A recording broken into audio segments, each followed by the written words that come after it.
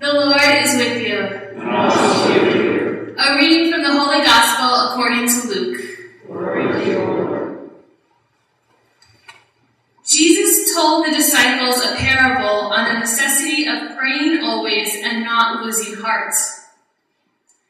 He said, "Once there was a judge in a certain city who did not revere God or respect people.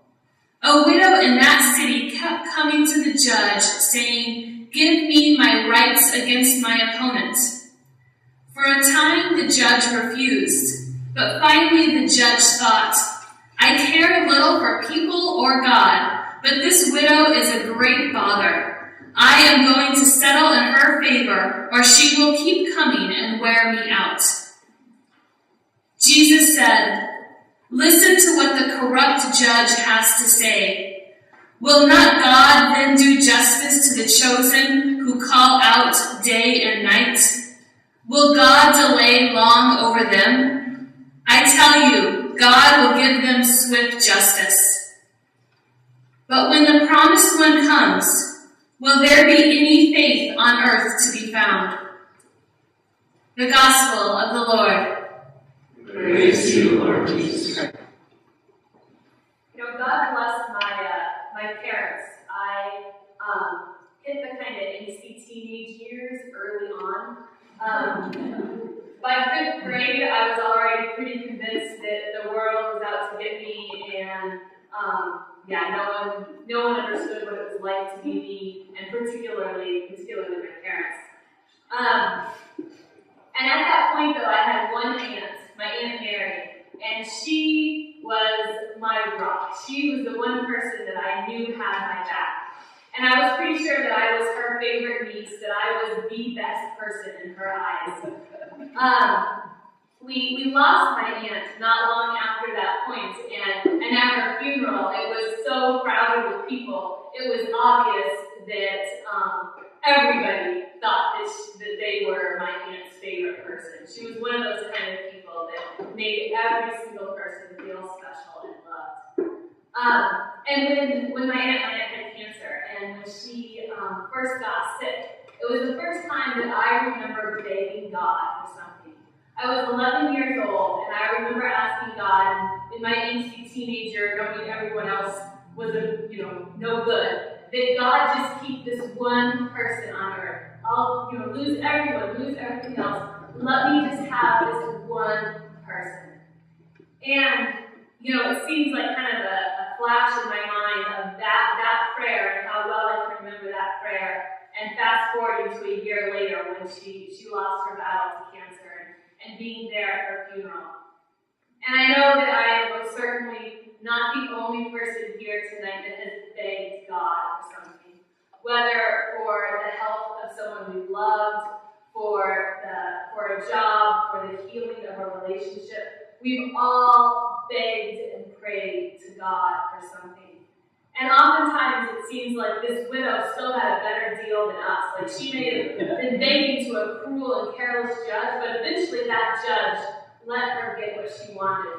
Well, too often those of us, we lose the people we love, we lose the job, the relationship is broken. We don't see that end of our prayer of what we want. And I think when we are faced with those really difficult times in our life, when our lives are filled with such mystery and sometimes such loneliness and emptiness, people try to say things to us in attempts to be helpful, but they're often not super helpful. Those cliche statements that either we have been told or we have told others.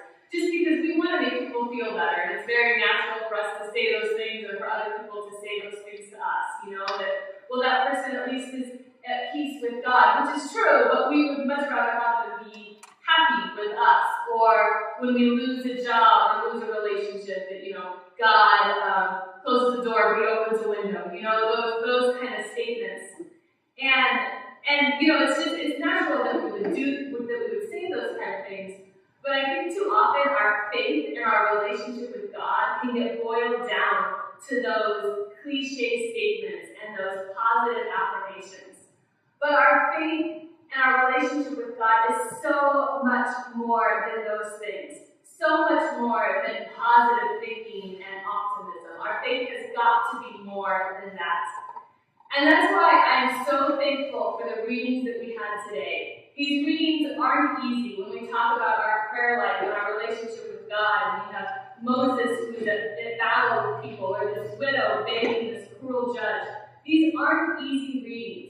And thank God for that, because our lives are not easy. And readings like this cause us to delve deeper into our relationship with God and our understanding of ourselves and how we interact with God, what our prayer life really means, because these are complicated things to try to tackle and wrestle with. And so in the gospel, we have this widow. And what we know in the Mediterranean time when this was written, to be a widow was basically to be in the worst place in life. You had no voice. As a woman, you had no voice. And as a widow, you didn't have a husband to speak for you. And since we know that this woman was going to this judge on her own, not only did she not have a husband, she also had no son to speak on her behalf. So she was essentially in the most voiceless position a person could be in. And one thing that our interpretation of the gospel doesn't offer us is it kind of presents like that this woman has begged so much that she finally wears down the judge. But a better interpretation of it is essentially that she's doing this in public. All judge political affairs were always happening in a public court. And essentially, her constant begging is shaming the judge because there's all these other people watching this happen. And eventually, he is shamed into giving in to this woman's requests. So we have this woman who is voiceless, who chooses to push against that and has a community of witnesses behind her in this situation. And in the first reading, we have Moses and Moses' people who are our people as well. We're always forgetting about their relationship with God. They were forgetting about who God is, and they were forgetting about what their covenant with God meant. Love of God and love of neighbor, caring for the orphan and the widow. And Moses, as the sign of God, is holding the staff. And this is how the people are going to go on. This is how they're going to win this battle, by Moses being the sign of God. And he loses the strength to keep holding the staff. And he has two people that come to his side and support him in holding the staff. And that's how this battle is won. So again, we have this person that is really kind of a sign of God, and these people surrounding him in keeping this sign going up to the people. So what does this mean for us? This widow who should have been voiceless with this community around him, and this sign of God's covenant and these people supporting him. What does this speak to our prayer life and how our relationship with God should be? I have the fortune in my life to spend a lot of time with the Visitation Sisters in North Minneapolis, and they follow the spirituality of St. Francis de Sales and St. Jane de Chantal. And St. Jane, before she was St. Jane, she was just Jane, she was also a widow, and she was a widow with young children and was forced to live in her father-in-law's home when she lost her husband. And it was a bad situation. She wasn't happy there. It wasn't a good place for her. But because of the way the times were at that point, she really had no option other than to be there. What she really wanted was to devote her life completely to God. She felt called to religious life. That's what she wanted to do. And so she wrote to St. Francis asking, this is what I really want. This is my dream. What am I supposed to do? And what St. Francis wrote to her about was that there were two wills of God, essentially. That the one will was certainly with Jane as she dreamed and hoped to someday live out this call to be completely and singularly with God. But that God was also with her as she was called to be a mother at this point, and as she was in this difficult situation in her father-in-law's house. And not at all, will is kind of a hard word to use, that it wasn't at all that God willed her husband to die or willed her to live in this difficult house, but that God was big and good enough that God could also exist with her in this space. That God could be in this beautiful dream that she had, and God could be with her in this reality as well. And one of the authors that I've read that reflects on these two ideas, the dream and the hope and the beauty that we have and the difficult situations that we find ourselves ourselves in sometimes, that it's in the middle space between those two realities where creativity and redemption exist. That in this middle space is where God exists. And so often in our lives, that's where we exist. We experience extreme pain at times, and we experience amazing beauty and goodness. And often we're here in the middle, trying to interpret what those situations mean and trying to live in those situations.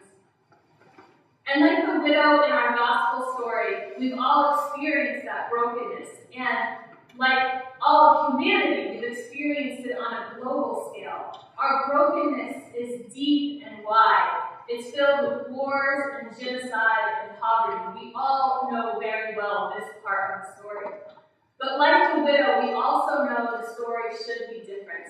We have felt and we know this deep and wide, abundant love, peace, and kindness that we all desire in our lives as well. But what I think we're called to do in living between these two things is to not see ourselves as a begging widow, begging a cruel judge, but the scripture saying, no, there's something else here. We are children of God in relationship with a good and loving God. We are children of God with God in this space, in this in-between space. And what does that look like? How do we live out being in that in-between space? We see that we can live like Moses when we're able to, that we can hold up our love, we can hold up our goodness, we can hold up our peace and kindness for the world to see.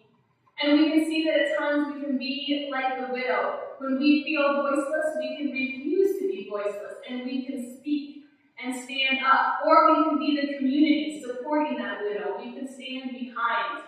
That we have these options of how we're going to live in this middle space, how we're going to live creatively and in redemption in this middle space.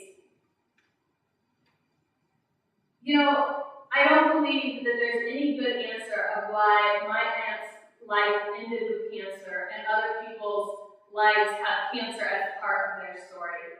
There's no cliche statement or positive affirmation that can make that situation any better at all. I don't believe that God willed any of that.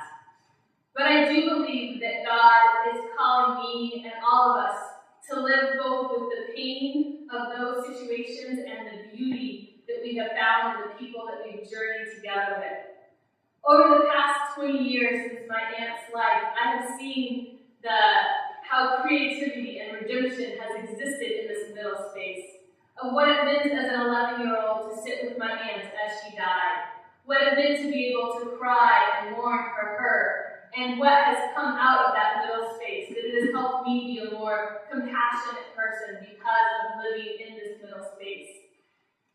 That is where God is. That is where God is asking us to live.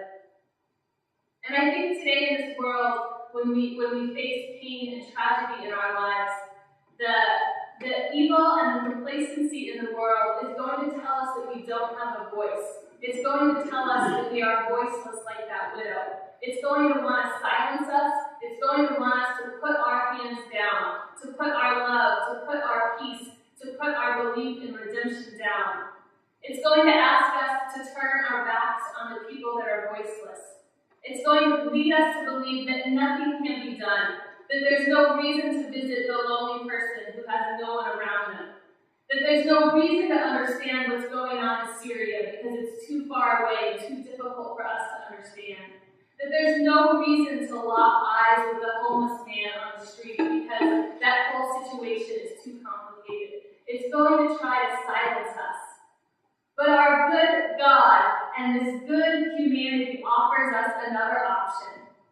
God says to us that we can scream out like that widow. We can cry, we can lament, we can demand justice.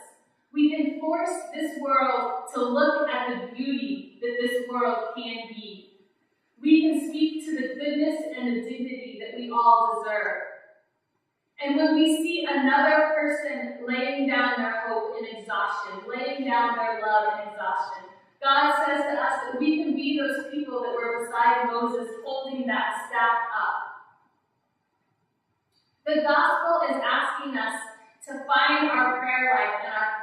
that middle space, to pray relentlessly in that middle space.